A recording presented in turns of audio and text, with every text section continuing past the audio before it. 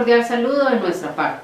El presente video tiene como finalidad efectuar un recuento de sucesos relacionados con el surgimiento de la sociología jurídica, desde la protohistoria hasta la actualidad. Pero antes de hacer ese recuento de sucesos, es preciso tener muy claro unos conceptos básicos, como por ejemplo, ¿qué es derecho? Derecho es un conjunto de normas jurídicas que regulan la convivencia del hombre en sociedad. ¿Qué es sociología? Sociología es la ciencia que estudia los hechos sociales. ¿Y qué es sociología jurídica? Sociología jurídica es la ciencia que estudia los hechos jurídicos en una sociedad. Cristian Thomasius es uno de esos autores que nos pone a reflexionar con interrogantes como ¿desde cuándo existe el derecho? Él manifiesta que no hay sociedad sin derecho y no hay derecho sin sociedad. ¿A qué quiero llegar? Que con el producto que vamos a lograr, o sea, con este video, vamos a buscar a lo largo de la historia todos los hechos que generaron o que hicieron surgir el derecho, todos los hechos que hicieron surgir la sociedad y todos los hechos que hicieron surgir la sociología jurídica. Se ha documentado, Alejo, que a partir del año 5000 a.C. aparece la sociedad. Pero ¿qué pasó antes del año 5000 a.C.? Para dar respuesta a este interrogante nos remitimos a Thomas Hobbes, quien manifiesta que en ese entonces el hombre vivía en un estado de naturaleza, es decir, no habían límites, predominaba el instinto de supervivencia. Durante este estado se dio la transformación del mono en hombre. Según Federico Engels, existían 4 grupos de familia: la consanguínea, la cunalúa, la sindiálica y la monogámica. En esta época no había derecho, según Hans Kelsen habían reglas, mismas que hicieron que hubiese una transformación de la familia consanguínea en cunalúa. Como habíamos dicho anteriormente, no había derecho, todo se solucionaba a través de la venganza, habiendo de ella 4 tipos: la privada, la consanguínea, la divina y la estatal. Respecto a esto, Hans Kelsen, en su libro Sociedad y Naturaleza, habla de la venganza con finalidad, refiriéndose a los principios de reciprocidad y causalidad. Según el evolucionismo unilineal de Morgan, la sociedad atraviesa 2 estadios en esta época: el salvajismo y la barbarie. En el año 5000 a.C. aparece la primera sociedad, por allá en la Mesopotamia, a orillas de los ríos Tigris y Éufrates. Esta primera sociedad son los sumerios. Ellos estaban conformados por 3 tribus, que eran los alafianos, los ubadianos y los semitas. El derecho en ese entonces era oral, era basado en la costumbre. En el año 3100 aparece la escritura cuneiforme, es decir, grabada en piedra o en grea. Esta aparición de la escritura divide el mundo en ese momento en 2 visiones de derecho, que son el derecho no escrito, que era el que venía, y el derecho escrito o derecho positivo. Se ha dicho comúnmente que con la aparición de la escritura se da origen al Código Hammurabi, pero gracias a los arqueólogos se ha descubierto que existieron otros anteriormente que eran los prehammurabicos. Sí, Laura, como el Entemena, el Urengur, el Urnamú, Ningirsú, Esjuna y Lipitisá. Así es, Alejo. Y ya con la aparición del Código de Hammurabi en 1792 a.C., la sanción física tiene más importancia sobre la pecuniaria, dando origen a la ley del talión, que es ojo por ojo, diente por diente. En esta época ya se empiezan a registrar derechos, entre otros el babilónico, el asirio, el caldeo y el neobabilónico. Para esos mismos días, al norte de la Mesopotamia, se da en Anatolia la guerra de los Dardanelos, en las ciudades-estados de Atenas y Grecia. En el año 753 a.C., y con los anatolios como perdedores en Dardanelos, se ven obligados a desplazarse, y lo hacen por el norte de la Mesopotamia y por todos los alrededores del mar Mediterráneo hasta llegar a la Bota Itálica. Allí encuentran 3 tribus, que son la sabina, la latina y la etrusca, y fundan Roma. En ese entonces el derecho es consuetudinario, es decir, basado en la costumbre. Comienzan a aparecer hechos sociales que van a generar consecuencias, como por ejemplo la violación de Lucrecia por parte de Sexto, el hijo del rey Tarquino. Esto genera indisposición entre los plebeyos y comienzan una revolución para buscar equilibrio entre las clases sociales. Toda esta revolución sobre la monarquía hace que precisamente esta forma de gobierno muera. En el año 510 a.C. aparece la República, y con la República aparece un derecho fundamental, un derecho claro en Roma. Aparece la ley de las 12 tablas y procesos como la accusatio y el cognatio. La accusatio es el proceso de acusación o de demanda, y el cognatio es todo lo que ya podríamos denominar administración de justicia. Esta administración de justicia recae en el jurado, y los jueces están encargados únicamente de tasar las penas. También aparece el abogado o advocatio. Estas personas deben garantizar a los intervinientes en el proceso 3 principios básicos, que son el de publicidad, el de debido proceso y el de contradicción. Sin embargo, en Roma hay 3 principios más claros que son de obligatorio cumplimiento entre todos los habitantes, y son: vivir dignamente, dar a cada quien lo que le corresponde y no hacer cosas indebidas.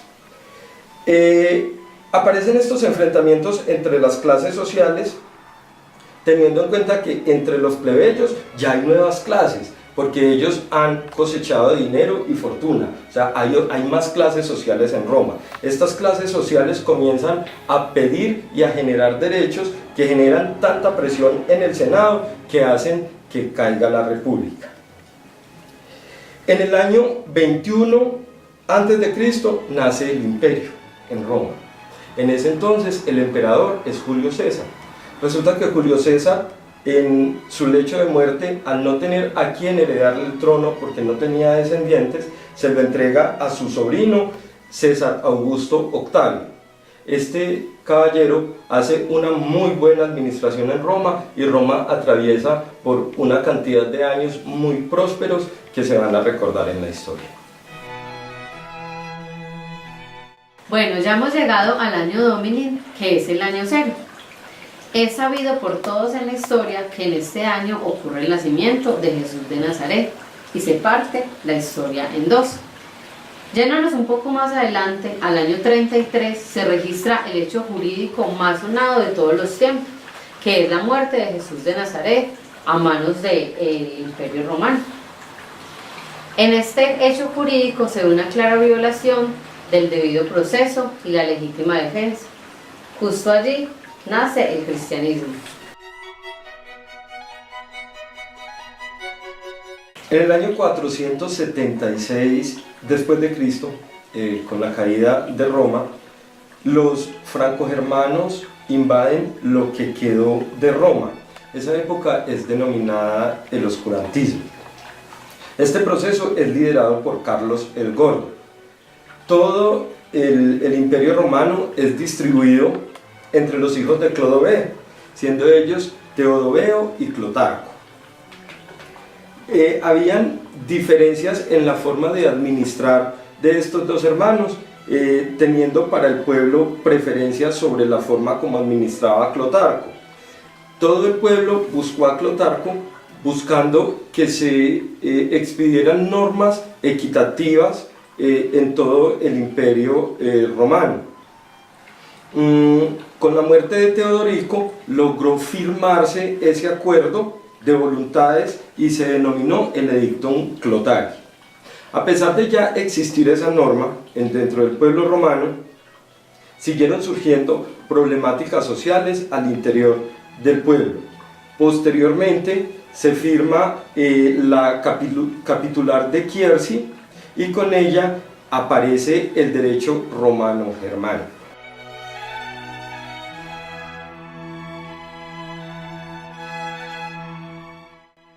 Bueno, a partir de ahora estamos dando inicio a la Edad Media. Nos vamos a trasladar a Inglaterra. Con la caída del Imperio Romano comienzan a aparecer reyes por todos lados, e Inglaterra no es ajena a este suceso. Hay buenos y malos gobiernos, pero también se ha querido buscar legados de estos buenos gobiernos y no se han podido encontrar porque el derecho no era escrito. Ya con la llegada de Enrique I comienzan a aparecer documentos para evitar precisamente ese desconocimiento de los procesos que quedaron solamente en la cabeza de los gobernantes. Con la llegada de Enrique I se firma la Carta Libertatum. El pueblo pide a gritos la descentralización del poder en Inglaterra, y es así como nacen los tribunales itinerantes. Estos tribunales itinerantes llevan derecho de condado en condado, es decir, llevan la ley a cada uno de los sitios y comienzan a fallar con base en situaciones que han pasado en otros condados, es decir, aparece el precedente judicial. Con la muerte de Enrique II es sucedido en el poder por Ricardo Corazón de León. Ricardo Corazón de León, por estar defendiendo en las cruzadas, defendiendo obviamente la iglesia, porque estábamos en un estado confesional, descuida su trono, y su hermano John o Juan Sin Tierra, que era experto en hacer complots, hizo todo lo posible para quedarse con el poder. Sin embargo, no lo logró hasta la muerte de Ricardo Corazón de León. Con la muerte de Juan Sin Tierra en el poder, él quiere apoderarse absolutamente de todo, incluyendo de las decisiones de la iglesia, y hace complots, traiciona a la iglesia en tantas oportunidades que en últimas, para que el Papa le conceda no quitarle el trono, firman la Carta Magna, que es un documento importantísimo dentro de la historia y dentro de la Edad Media, porque esta Carta Magna contiene lo que para nosotros hoy es el habeas corpus o el debido proceso. En 1642, las ideas de Nicolás de Maquiavelo se propagan por todo el continente europeo. Estaban en un estado confesional. Nicolás de Maquiavelo se oponía de todas las maneras a este estado confesional, y él sostenía que el hombre, por el solo hecho de ser hombre, tenía unos derechos que le eran propios. Eso equivale hoy día a los derechos fundamentales. Thomas Hobbes, de acuerdo con todo esto, también manifiesta que entre el gobernado y el gobernador debe existir un contrato social. John Locke, por su parte, le adiciona a esto que debe existir un dualismo de poder. Estos tres señores son llamados en esa época los contractualistas. Obviamente, por este tema de estar en contra de la iglesia, por estar en contra del estado confesional, deben huir de Inglaterra por la persecución de la iglesia.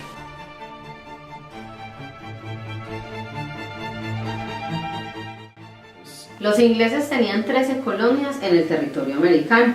Thomas Jefferson, influenciado por las ideas de John Locke, lidera procesos revolucionarios en los Estados Unidos.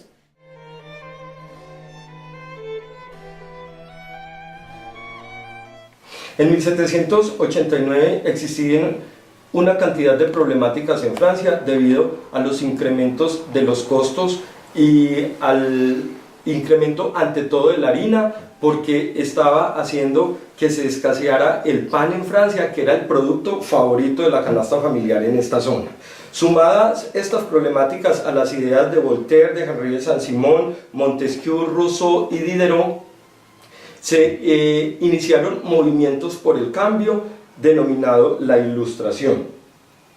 Saint-Simon se embarca a tierras americanas a defender los intereses franceses. Tenemos que tener en cuenta que Francia estaba financiando la independencia de los Estados Unidos. Eso también estaba generando detrimento económico a los franceses.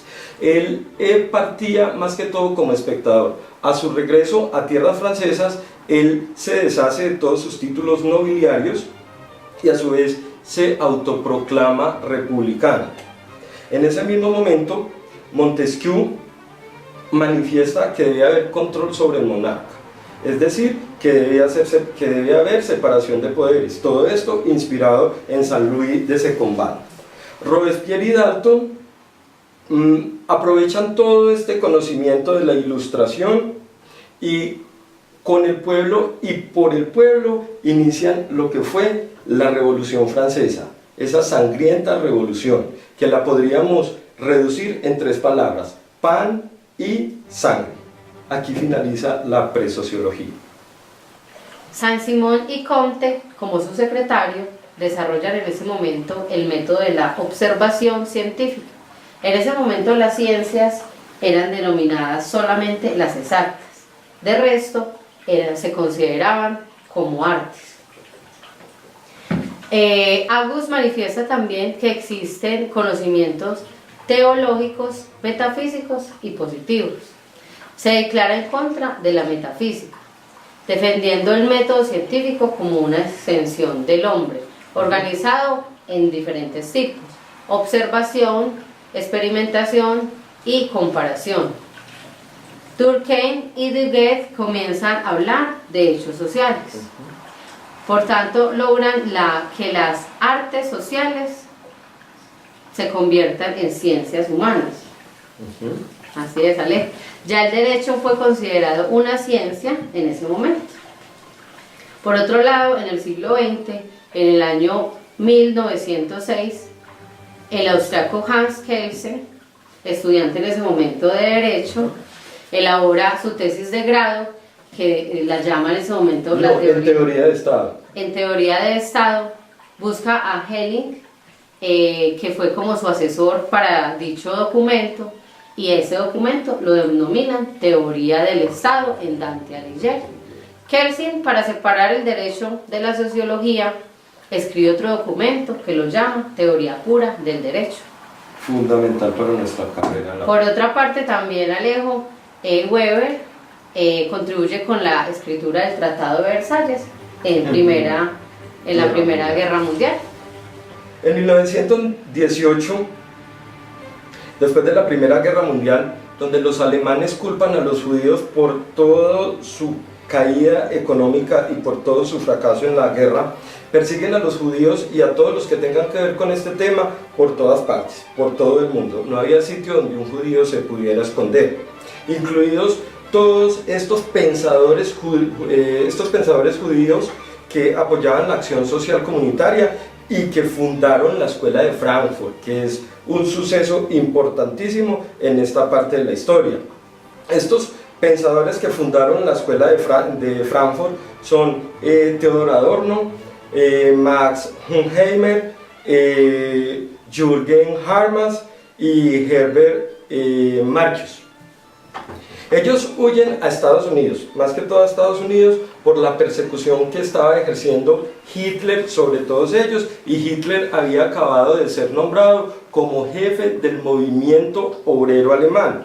Aterrador, uno de estos guerreros inconmovibles. En esta época nace en Chicago la Escuela del Funcionalismo Estructural, otro hecho fundamental, y aparece la teoría del realismo jurídico, con componentes sociológicos de Alf Ross, que decía que el derecho no lo hace el legislador solo hace la ley, el derecho lo hacen los jueces. En Latinoamérica también aparecen, obviamente, con todo este movimiento de pensadores y filósofos involucrando la sociología con el derecho. Eso también llega a nuestro país, y también hay unos grandes autores latinoamericanos como Carlos Cosio, Carlos Alchurrón, Carlos Santiago, y adivinen quién, nuestro Carlos Gaviria, que falleció hace poco, Ciro Angarita y Rodrigo Humprille. Hasta aquí llega nuestros hechos con los cuales queremos haber logrado detectar en qué momento se creó la sociología en el mundo, en qué momento surgió el derecho y en qué momento surgió la sociología jurídica. Así es, Alejo, y bueno, vamos a concluir que a lo largo de toda la historia Hemos visto que el pueblo se ha tratado de defender de la tiranía, de la opresión, del poderoso, encontrando en el derecho la única esperanza de hacer un equilibrio social. Bueno, yo soy Laura Arcila. Yo soy Alejandro Herrera. Hasta pronto.